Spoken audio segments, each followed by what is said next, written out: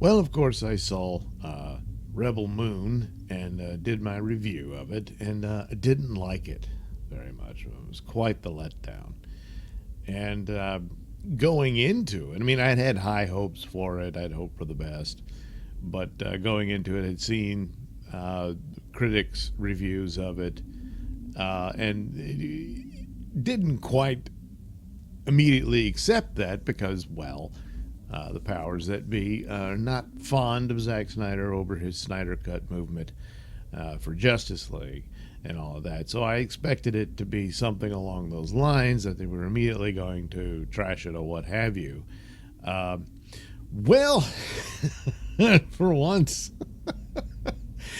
I'm pretty much in agreement that this was not a good movie. Didn't care for Army of the Dead either.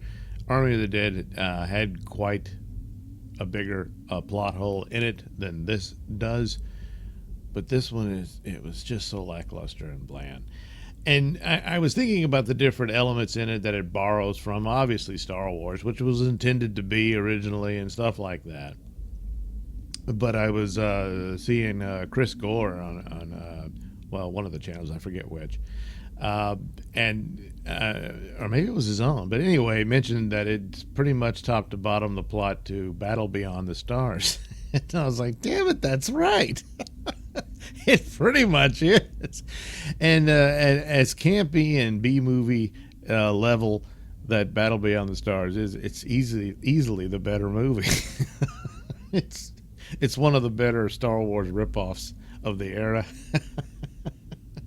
It stars John Boy Walton as the main hero. So I'm going to have to revisit that, you know. So basically that's what it is. Gee, what a letdown, because I had high hopes for it. I thought, well, Army of the Dead was bad, but maybe this will be better.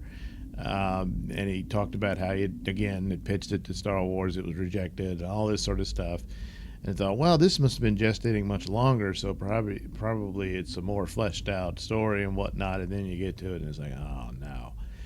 But don't worry. Turns out there's another cut that might be better. So here we are at Cosmic Book News that summarizes the details of this story. He goes on about it. Yeah, he didn't like it either, and all that. But it says, as it is, Zack Snyder, we were talking about, of course, a director's cut. Now, this is a common thing he's been doing for quite a while. There's even an extended cut of Dawn of the Dead, and that sort of thing. So it's a pattern that repeats quite a bit. Watchmen, of course, and then his DC. Well, of course, Watchmen technically is a DC movie. It wasn't a DCEU movie, but Man of Steel. The Man of Steel didn't, as far as I know. Maybe there is a few other scenes, but Batman versus Superman. There's an extended version that, in that case, is better than the theatrical one. It's still a flawed film, in my opinion, but has some cool stuff in it, and it flows better narratively than the theatrical version. And then finally his Justice League film, which is pretty good. I don't think it needed to be that long, but nevertheless, it's good, and it's kind of, it's like, golly, they didn't want to release this. It's so much better than the theatrical version and all that. And so, okay, fine. Here, though, Netflix is giving him free reign to do pretty much whatever he wants. So, why does there need to be a director's cut? So there's an R-rated one, and it's also longer. And but the one available right now, and the one that was in limited release in theaters, was the PG-13 version. So apparently this was, I forget where the interview is. Maybe it's on Netflix. I don't know. But he says, let's make just 2 movies back to back because it's too epic to do in one film. Yeah. Oh, and let's do an extended cut that we're going to shoot different scenes for. Stuff that people just don't do. Because why? Just why not just do the movie you want to do? You know.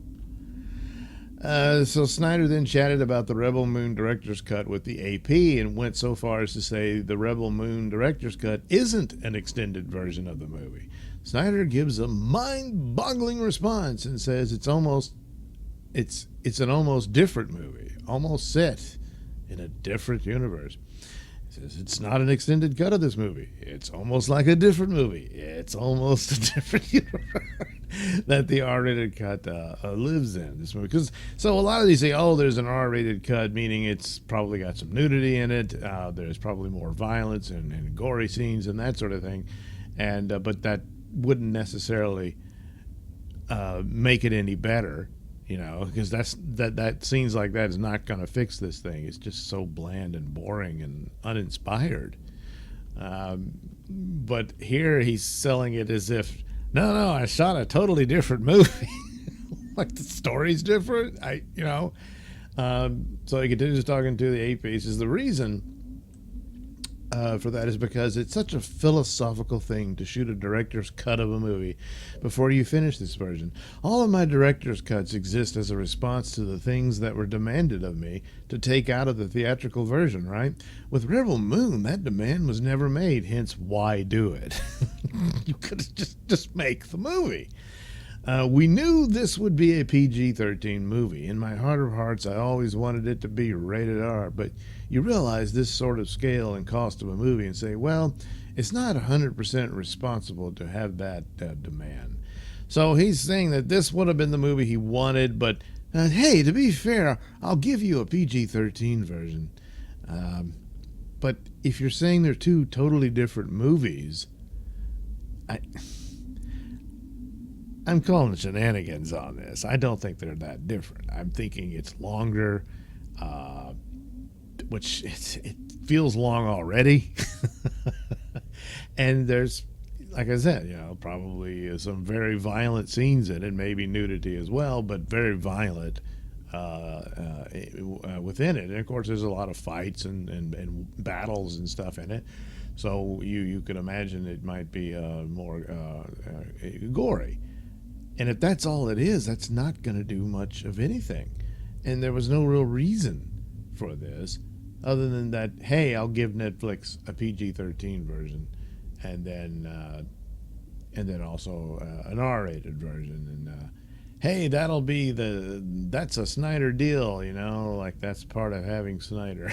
I don't know if Army of the Dead had, because that's a pretty gory movie anyway, because it's zombies and everything.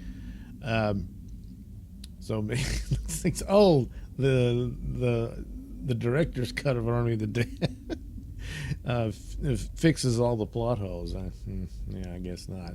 So he says, I'm a good partner in that sense. It was Netflix's idea. They're like, what if we said do whatever you want over here? Do the PG-13 version, then go nuts on the other cut. We don't care. That was a thing I've never experienced before. Yeah, I bet, because it sounds kind of stupid. But that's when the dimensional rift happened between the two versions, when that was said out loud.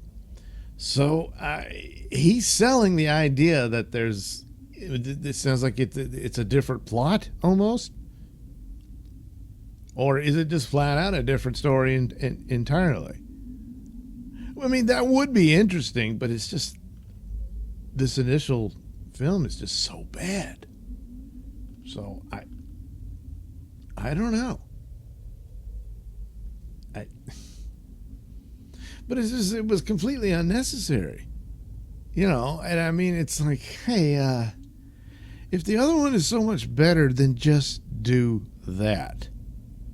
And since they're so open and willing, and he's saying, well, we were trying to sell toys and stuff, so I could give him a PG-13 version. But I'm just thinking there's not that big of a difference here. Just because there's some other whole scene that involves some other characters or whatever that then get blasted out into space or whatever, and you never see or hear from them again. and then you end up in the same spot, it's not going to do much for it. So it's like, hey, you didn't like this one, huh? Well, hang on. Not only is there a second part, but there's also a whole other version. And then I guess there'll be the R-rated version of the part 2 as well, you know. It's just such a letdown. I had high hopes for it, but look, it's time for him to start delivering. And he's really not on these Netflix films. And that's just too bad. I don't know what happened or what went wrong, or it's just how you don't see that there's not a lot to this. But there's not a lot to it. That's the problem. So extremely dubious that an R-rated cut is improves on this and gives it more of a story that's more compelling and draws you in. But it's probably it's a little longer, and there's blood and guts and, I don't know, some naked people here and there. And I don't know, maybe some F-bombs and stuff. And that's it. That's not going to fix anything. So it's just, of course, Snyder cut is funny, after all of that, and then this comes in. But whatever, we'll see.